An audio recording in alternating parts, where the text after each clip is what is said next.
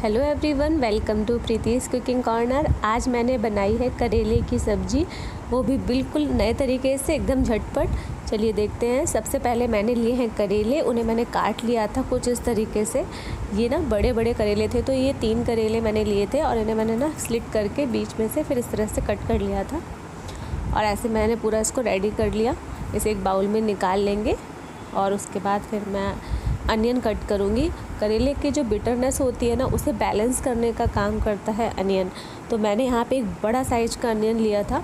आप चाहें तो मीडियम साइज़ के 2 से 3 अनियन लीजिएगा। जितने आप करेले ले रहे हैं ना, तो ऑलमोस्ट उतनी ही क्वांटिटी में आपको करेले रखने हैं। करेले और प्याज की बैलेंस रखना है, जिससे कि उसमें जो कड़वाहट है ना, वो नहीं आए।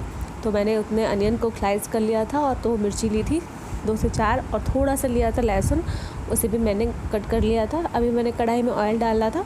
करेले को अच्छे से वॉश कर लिया था। उसके बाद मैंने इसे ना कढ़ाई में डाल दिया था फ्राई होने के लिए।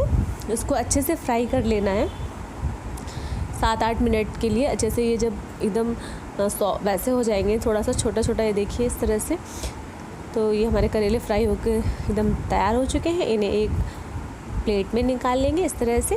अब हम उसी कढ़ाई में थोड़ा और ऑयल डालेंगे और उसको भी अच्छे से गर्म होने देंगे। जैसे ही ऑयल अच्छे से गर्म हो जाएगा, तो उसमें 1 चम्मच सौंफ डालना है। सौंफ का टेस्ट बहुत अच्छा आता है करेले में, तो करेले में जीरा नहीं डालते हमारे यहाँ, सौंफ ही डाला जाता है। और साथ में जो अनियन हमने कट किए थे इस तरह से स्लाइस में, तो वो भी डाल देना है।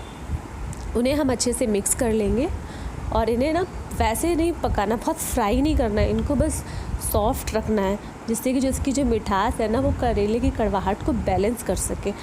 तो इस तरह से देखिए, इसको बस थोड़ी देर ऐसे पकाएंगे। फिर हम इसमें जो मिर्च है ना और लहसुन था, उसको बाद में डाल देंगे, क्योंकि हमें काफ़ी देर तक इन करेले को स्लो फ्लेम पर ही पकाना है।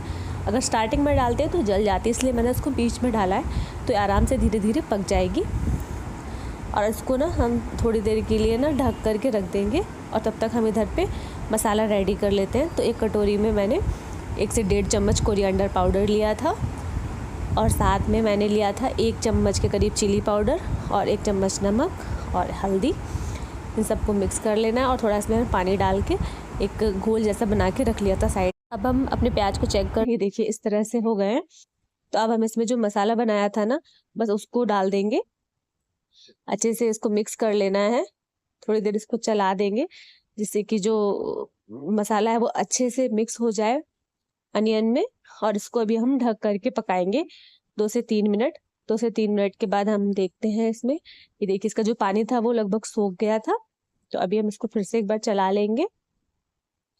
आप देख सकते हैं कि जो अनियन है वो बहुत ज़्यादा नहीं पकाया मैंने। अब इसमें मैं करेले ऐड कर दूंगी और इनको भी अच्छे से इसके साथ पकाना है। स्लो फ्लेम ही रखना है, यहाँ पे आपको हाई फ्लेम नहीं करना है, वरना जो अनियन होंगे वो जल जाएंगे। तो इसलिए हमें ना इसको ढक करके स्लो फ्लेम पे ही पकाना है। अगर आपको मेरी वीडियो अच्छी लग रही हो तो आप इसे लाइक ज़रूर करिएगा, शेयर करिएगा और मेरे चैनल को सब्सक्राइब कर लीजिएगा।